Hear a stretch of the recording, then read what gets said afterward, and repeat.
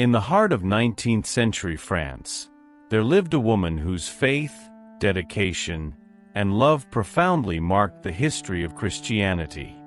Although her life was relatively short, her influence endures to this day, especially through her most well-known daughter, Saint Thérèse of the Child Jesus. She was not only an exemplary mother, but also a talented entrepreneur and a deeply devoted wife. Together with her husband, Saint Louis Martin, she built a family founded on faith, prayer, and service to God. The story of this holy couple is not only inspiring but also a living testimony to holiness within family and everyday life. Today's story is about Saint Zélia Martin. Here are 10 facts about her. 10 Mother of a Saint and Doctor of the Church. Saint Zélia was blessed with one of the greatest gifts a mother can receive, giving birth to and raising a soul that would become a saint. Among her children, the most well-known is Saint Thérèse of the Child Jesus, one of the greatest saints of the Catholic Church and a doctor of the Church. From an early age, Thérèse was surrounded by an environment of love, piety, and faith, thanks to the education she received from her mother. Zelie instilled in her children a desire for holiness, teaching them the importance of prayer, charity, and total trust in God. Even after her premature death, when Thérèse was only 4 years old, Zélie's teachings and example remained alive in her heart. The mother's influence on Saint Thérèse's life is undeniable. In her writings, especially in the book Story of a Soul, Thérèse mentions the impact of her mother's education and love on her spiritual journey. Zélie's example, with her unwavering faith and commitment to God, helped shape the little saint who would later enchant the world with her little way of holiness. If you haven't subscribed to the channel yet, make sure to do so to never miss any fascinating facts about the saints. 9. Married to a saint. Zelie and Louis Martin were not only a loving and dedicated couple, but also a rare example of conjugal holiness officially recognized by the Church. Their love story began in a providential way. Both had, at some point in their youth, felt a calling to religious life. However, by God's design, their paths crossed in Alissa, and after a short period of acquaintance, they married on July 13, 1858. From the very beginning, they lived a marriage rooted in prayer and Christian love. In the first months, they decided to live as brother and sister in total chastity, but following the advice of a priest, they fully embraced their matrimonial vocation and opened themselves to life. From this union, 9 children were born, 5 of whom survived and became religious sisters.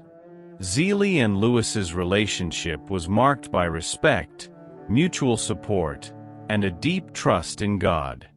Zelie, always active and determined, managed both the household and her thriving lace-making business, while Louis, a contemplative and serene man, was a great spiritual support for the family. Their love was not merely human but carried a divine dimension, where serving one another and seeking holiness were the priority. 8. She wanted to be a nun. Before getting married and building a holy family, Zélia felt an inner calling to religious life. Her heart burned with a desire to serve God entirely, dedicating her life to prayer and service. With this intention, she tried to enter the congregation of the Sisters of Charity of St. Vincent de Paul, a religious order known for its work with the poor and sick. However, her vocation to monastic life was not confirmed. The convent superiors rejected her request, which led her to understand that God had other plans for her. Despite this denial, Zelie did not rebel. On the contrary, she accepted God's will with humility and resignation, trusting that the Lord would guide her along the right path. Leave your prayer request in the comments, so that Saint Zélie may intercede for you before God. 7. Entrepreneur and talented. Zelie was not only a woman of faith and devotion, but also a successful entrepreneur. From a young age, she demonstrated great manual skills and a keen business sense. After failing to enter religious life, she decided to specialize in the production of Alassa lace, one of the most refined artisanal crafts in France. With great effort and dedication, Zelie built her own lace workshop, where she employed several women from the town. Her business grew quickly, becoming well known for the high quality of its pieces. Her husband, Louis Martin, fully supported her work, helping with the management and delivery of the products. Zelie's craft required patience, precision, and dedication, qualities that she also applied in her family and spiritual life. Despite her business success, she never let work interfere with her role as a wife and mother. The Martin household was carefully organized so that work never overshadowed moments of prayer and care for the children. Zelie saw her talent as a gift from God and always sought to act with justice and generosity. She paid her employees well and treated them with dignity, ensuring that they could all support their families. 6. She had 9 children. The marriage of Zelie and Louis Martin was blessed with 9 children. However, 4 of them passed away in childhood, something relatively common at the time but still a great source of suffering for the couple.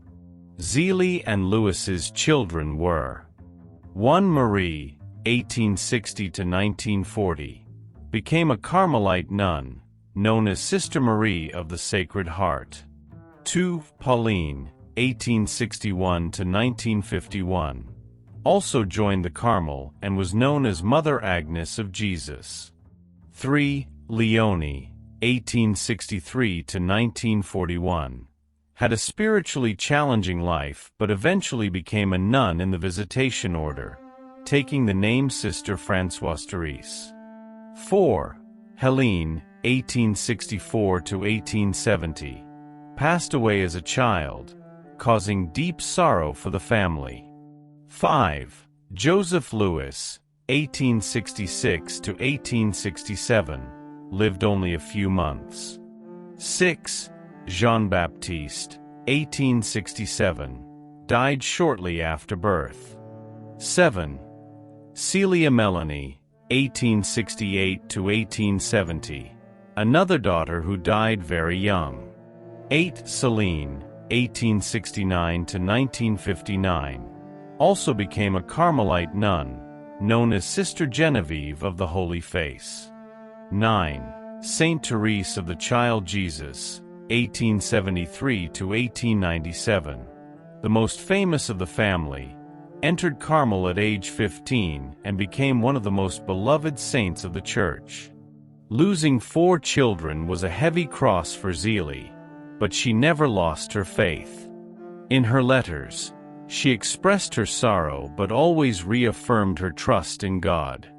She saw motherhood as a call to holiness, and even in suffering, she continued to raise her daughters with love and dedication, always encouraging them toward religious life.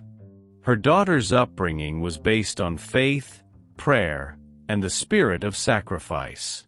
Zelie made sure to teach them to be generous, humble, and to love God above all else. Her efforts bore abundant fruit. All of her daughters who reached adulthood became nuns, and one of them became a saint.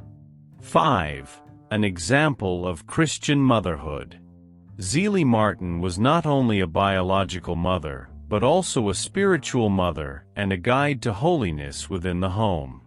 Her way of raising her daughters was based on 3 main pillars: prayer and sacramental life. The family attended Mass daily and cultivated an atmosphere of deep spirituality at home. The example set by the parents was essential in shaping their daughters' faith. Discipline with love. Zelie was firm in raising her children, but always with gentleness. She taught them obedience, humility, and respect for others. Trust in God during difficult times. Life was not easy for Zelie, but she never complained. On the contrary, she taught her daughters to accept difficulties with patience and faith. Despite her workload at her lace workshop, she always made sure to be present in her daughters' lives.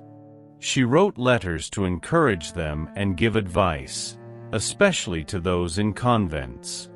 Her affection and care were essential in shaping their spiritual lives. Her greatest desire was for her daughters to be saints. In one of her letters, she wrote, "I want all my daughters to be saints. I would rather see them dead than committing a grave sin." This teaching profoundly marked little Thérèse, who grew up with a burning desire to become a saint. The influence of her mother was so strong that, years later, Thérèse would say, "God gave me a mother more worthy of heaven than of earth, for she endured great suffering." Zélia Martin's life was not without trials. In addition to losing 4 children, she faced many financial and health challenges over the years. Although her lace business was successful, there were difficult times when she had to work hard to support her family. However, her greatest suffering was breast cancer, which began manifesting in 1876. At that time, medical resources were limited, and the disease progressed rapidly. Even in the midst of intense pain, Zelie never complained. On the contrary, she accepted her suffering as a means of uniting herself to the cross of Christ. In her letters, she wrote about her illness realistically, but always with hope. She even made a pilgrimage to the sanctuary of Lourdes, hoping for a miraculous cure. Unfortunately, her health continued to decline. On August 28, 1877, at the age of 45, Zelie passed away at home, surrounded by her family. Her death was a great loss for her daughters, especially for Thérèse, who was only 4 years old at the time. After her passing, Louis Martin decided to move with his daughters to Lisieux, where they were cared for by his sister Céline. 3. A woman of prayer and trust in God. Zélia Martin's life was marked by profound spirituality. She did not see faith merely as a formal devotion, but as something alive and present in her daily life. From an early age, she learned to place God at the center of her life, and over the years, her trust in divine providence only grew. Zelie practiced an intense life of prayer, which included daily Mass. Whenever possible, she attended church with her family to participate in the Eucharist. Personal and family prayer. Before going to bed, she prayed with her husband and children, teaching them always to trust in God. Devotion to Our Lady. She had great love for Mary and frequently sought her intercession. Offering of sufferings. In the face of difficulties, she prayed and offered her sufferings as an act of love to God. Even as her illness worsened, Zelie continued praying and trusting in God. She never despaired because she believed that every pain and difficulty was part of God's divine plan for her life. Her writings reveal a faith that was simple yet incredibly strong. In one of her letters, she wrote, "When I think that the good God sees everything, that He is present within us, that He surrounds us on all sides, that He is inside and outside of us everywhere, and that we cannot take a step without encountering Him, this fills me with joy and confidence." 2. She died young but left a holy legacy.